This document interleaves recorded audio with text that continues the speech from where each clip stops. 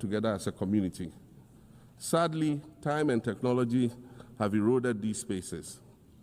Madam President, in many ways, the United Nations is the proverbial town square of our modern global village. And it has never been more critical for us to protect this one space that brings and holds the world nations together as a community. The internet, social media platforms, and artificial intelligence offer us the illusion of connectivity, when in fact what they do is reinforce isolation by using algorithms that ensure that we do not receive new ideas and perspectives, but rather more of the same content. We are served alternative facts and manipulated images, making it easy to disseminate disinformation and sow seeds of division amongst communities. Madam President, these are dangerous times. Our world is currently experiencing a rise in nationalism and economic instability. There's a general breakdown of multilateralism. Various acts of aggression have been committed against the sovereignty of others, and nations are attempting to circumvent the very safeguards that were put in place to prevent large-scale global conflict. These conditions are all too similar to the ones that led to the League of Nations' failure in fulfilling its mandate.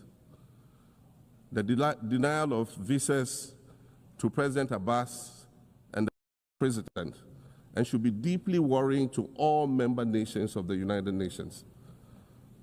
Ghana recognized the state of Palestine in 1988 and supported a two-state solution to the conflict since then.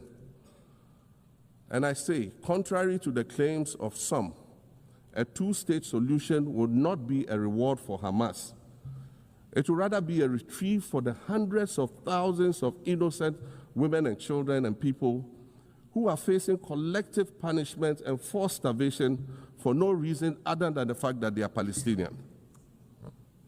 For nearly 2 years and for the fear of reprisals, we here in this General Assembly have been playing hide and seek with language to find the right words to help us avoid or excuse what we all know is taking place in Gaza.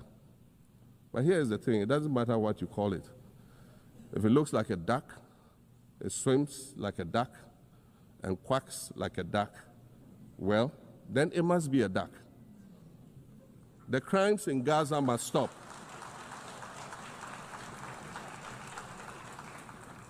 The crimes in Gaza must stop.